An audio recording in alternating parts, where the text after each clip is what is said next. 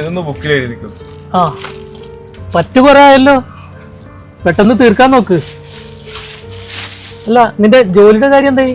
ഒരെണ്ണം ശരിയായിട്ടുണ്ട്, അടുത്ത മാസം വിളിക്കാന്നാ പറഞ്ഞേക്കണത്. ആ പെട്ടെന്ന് തീർക്കാൻ നോക്കേ.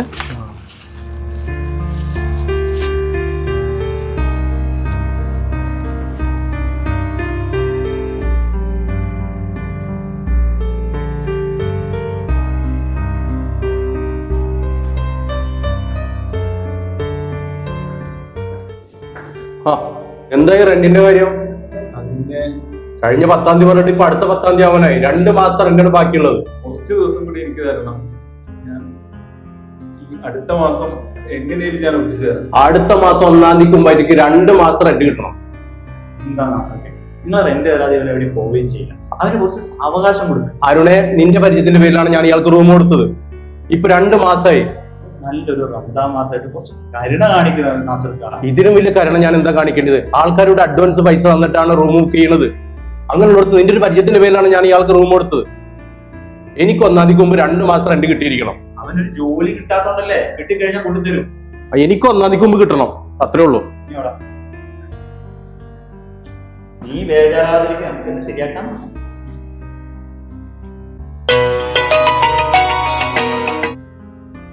ഹലോ, നിങ്ങൾ എന്താ ഇതുവരെ വിളിക്കാതിരുന്ന? റൂമിൽ എത്തിയിട്ടില്ലേ? ഞാനിപ്പോ എത്തിയതേ ഇല്ല. നിങ്ങൾ കഴിച്ചായിരുന്നു? ആ ഞാൻ കഴിച്ചു. നിങ്ങളെന്താ കഴിച്ചേ? ഇന്നും ബിരിയാണിയാ? ഞാൻ പള്ളിയിൽ നിന്ന് കഴിച്ചിട്ടാവും. അത്താഴത്തിനും ബിരിയാണി തന്നെ ആയിരിക്കുമല്ലേ? ആ, ഇന്റർവ്യൂ പോയിട്ട് എന്തായി? അത് പിന്നെ അടുത്ത മാസം വിളിക്കാന്ന് അവര് പറഞ്ഞത്. കുട്ടികൾ എന്തേ? 2 പേരും ദേ വാപ്പച്ചി എപ്പോ വിളിക്കുന്നു നോക്കി നോക്കി ഇരുന്നിട്ട് ഇപ്പൊ കിടന്ന് ഉറങ്ങിയിട്ടേ ഉള്ളൂ. അത് പിന്നെ ഇക്ക മക്കള് പെരുന്നാൾക്ക് പുതിയ ഡ്രസ്സ് വേണമെന്നും പറഞ്ഞ് ഭയങ്കര വാശിയാ. ഞാൻ പറഞ്ഞു വാപ്പച്ചിക്ക് ജോലി കിട്ടിയിട്ട് നമുക്ക് വാങ്ങിക്കാന്ന്. അവര് കേൾക്കുന്നില്ല ഇക്ക. അല്ല റസിയ, എല്ലാവരും പുതിയ ഡ്രസ്സൊക്കെ ഇടുമ്പോ അവർക്കും ആഗ്രഹം ഉണ്ടാവില്ലേ പെരുന്നാളിന് പുതിയ ഡ്രസ്സ് ഇടാൻ? ഞാൻ നോക്കട്ടെ, എന്തെങ്കിലും വഴിയുണ്ടോ? നിങ്ങൾ ഇനി അതോർത്തൊന്നും ടെൻഷൻ അടിക്കാൻ നിൽക്കണ്ട കേട്ടോ. പെരുന്നാക്കിന് 2 ദിവസം കൂടിയല്ലേ ഉള്ളൂ. ഞാൻ എന്നാ പിന്നെ വിളിക്കാം റസിയ. ശരി.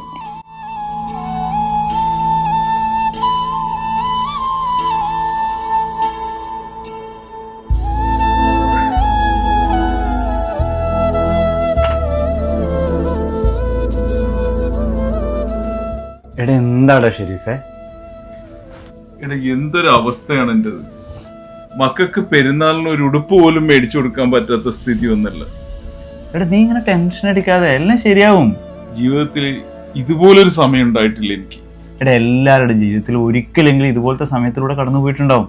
നീ ടെൻഷൻ അടിക്കാതിരിക്കേ, എല്ലാം ശരിയാവും.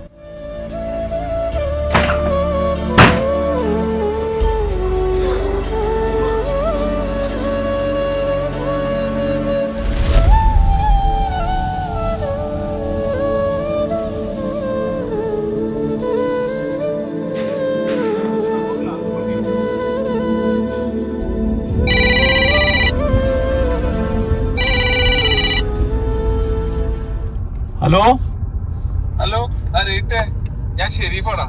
ആ ഷെരീഫേ, പറയും. എനിക്കൊരു 500 ദിർഹംസ് തന്ന് സഹായിക്കാൻ പറ്റുമോ? ഒരു അത്യാവശ്യ കാര്യം ഉണ്ടായിരുന്നു. എടാ എൻ്റെ കയ്യിൽ പൈസ ഉണ്ടായിരുന്നു, ഇന്നലെയാണ് തിരിച്ചത്.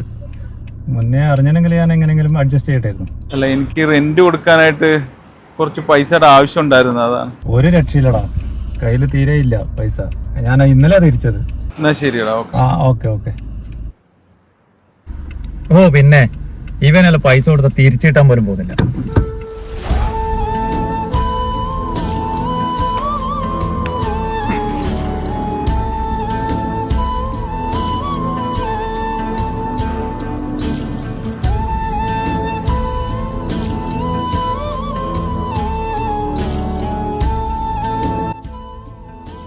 അല്ലാഹു അക്ബർ, അല്ലാഹു അക്ബർ, അല്ലാഹു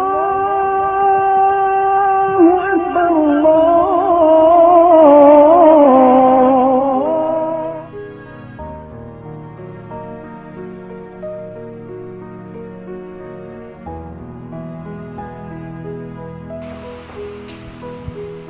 നാസർക്ക 1 മാസത്തെ റെന്റ് ശരിയായിട്ടുണ്ട്.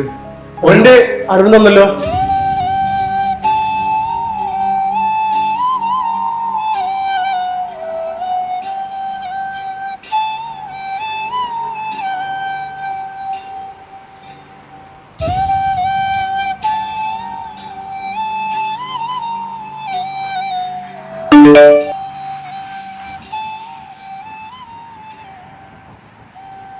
ഹലോ ഇക്ക അയച്ച പൈസ കിട്ടിയിട്ടോ?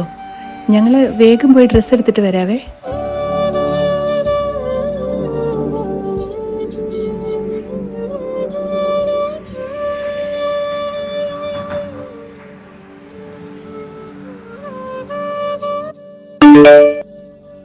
ഞങ്ങൾ ഡ്രസ്സൊക്കെ എടുത്തു കിട്ടോ.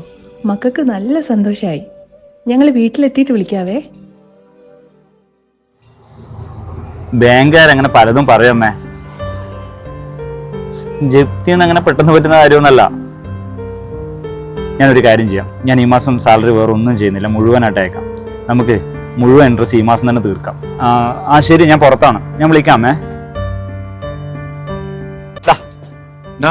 അരുണേ, ഞാൻ എങ്ങനെയാടാ നിന്നോട് ഇതിനെല്ലാം നന്ദി പറയണത്? നമ്മൾ അതിന്റെ ആവശ്യമുണ്ടടാ. അല്ലടാ, പൈസയുടെ മൂല്യം എന്താണെന്ന് അറിഞ്ഞ കുറെ ദിവസങ്ങളാണ് കഴിഞ്ഞു പോയത്. അതിനിടയിൽ നിന്റെ ആവശ്യങ്ങൾ പോലും മാറ്റിവെച്ച്. ഈ ലോകത്തിൽ ഏറ്റവും വലുത് പൈസയാണെന്ന് നീ വിചാരിക്കരുത്. അതിന് ആവശ്യത്തിനുള്ള പ്രാധാന്യം കൊടുത്താൽ മതി.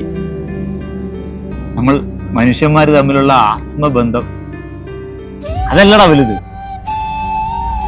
നീ വന്നേ.